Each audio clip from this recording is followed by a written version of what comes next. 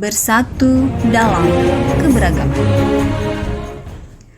Kemerdekaan bukan hadiah dari Jepang, tetapi hasil perjuangan para pahlawan. Perjuangan dengan perang hingga diplomasi. Setelah proklamasi, perjuangan dilanjutkan dengan merumuskan dan menetapkan pondasi negara, yaitu Pancasila. Kemerdekaan Indonesia merupakan hasil perjuangan seluruh bangsa. Ada banyak ras, suku, bangsa, agama, dan yang terlibat lainnya dalam upaya memperjuangkan kemerdekaan diri tersebut. Keberadaan yang telah bersinergi dan bersatu padu mewujudkan cita-cita perjuangan. Keberagaman yang dimiliki oleh bangsa Indonesia merupakan berkah tersendiri. Karakter bawaan bangsa Indonesia yang tersebar di sepanjang Kepulauan Nusantara mengantarkan bangsa ini berdiri kokoh dalam persatuan yang kuat. Secara simbolik, realita itu diabadikan di dalam simbol pita yang bertuliskan Bhinneka Tunggal Ika yang dicengkeram oleh kedua kaki burung Garuda. Simbol itu menyiratkan bahwa persatuan dan kesatuan bangsa Indonesia tidak akan lepas hanya gara-gara perselisihan pendapat maupun persaingan dalam mencari makan. Simbol itu mengirimkan pesan kepada kita bahwa bangsa Indonesia adalah bangsa yang sadar bahwa keberadaan bangsa kita ini karena keberagaman yang menghiasi seluruh penjuru tanah air Indonesia.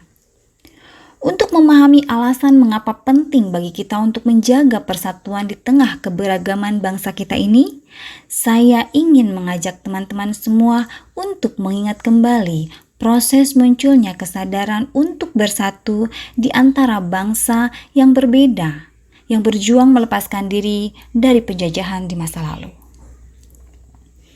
Banyak catatan sejarah yang menyebutkan bahwa begitu lama dan kejamnya penjajahan yang dialami oleh bangsa Indonesia.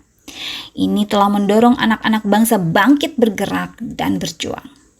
Berpuluh bahkan beratus tahun mereka berjuang, namun tak kunjung memberikan hasil sebagaimana yang diharapkan. Pasalnya adalah mereka berjuang sendiri-sendiri atas nama suku bangsanya sendiri, atas nama kerajaannya sendiri.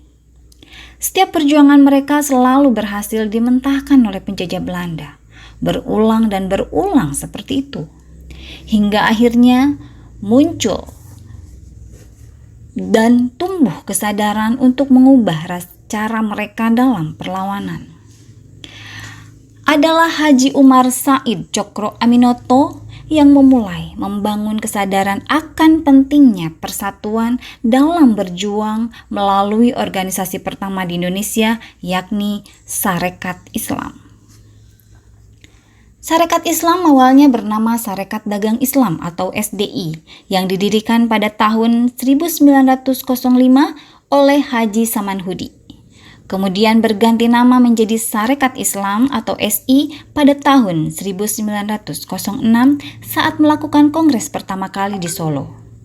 Pada tahun 1912 terjadi pergantian kepemimpinan kepada HOS Cokro Aminoto. Pada saat itu juga, keberadaan SI diakui secara resmi oleh pemerintah Belanda. Setelahnya, Cokro Aminoto terus bergerak dan menggelorakan semangat nasionalisme bangsa. Nama Indonesia pun mulai dikumandangkan untuk pertama kalinya oleh Haji Umar Said Cokro Aminoto.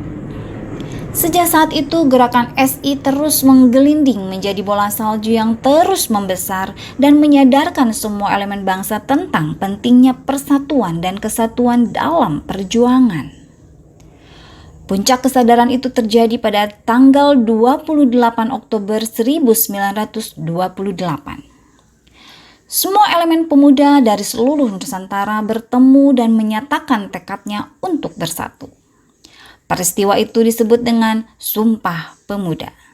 Sejak saat itu, perjuangan tidak lagi mengatasnamakan suku bangsa atau kerajaan-kerajaan yang ada di Indonesia, akan tetapi mengatasnamakan bangsa Indonesia. Dan keajaiban pun terjadi. Hanya berselang 17 tahun sejak Sumpah Pemuda dikumandangkan, Indonesia menjadi negara yang merdeka dari penjajahan. Dari sekelumit cerita sejarah tersebut, kita bisa mengambil pelajaran bahwa keberagaman adalah berkah bagi bangsa Indonesia. Berkah jika kita bersatu. Oleh karena itu, kita sebagai para penerus perjuangan sangat penting untuk berkontribusi menjaga agar keberagaman ini tetap menjadi berkah, dengan merekatkan satu sama lain hingga bangsa Indonesia tetap dan terus bersatu. Bagaimana caranya agar kita dapat berkontribusi menjaga persatuan dan kesatuan dalam keberagaman ini? Nantikan video selanjutnya. Terima kasih.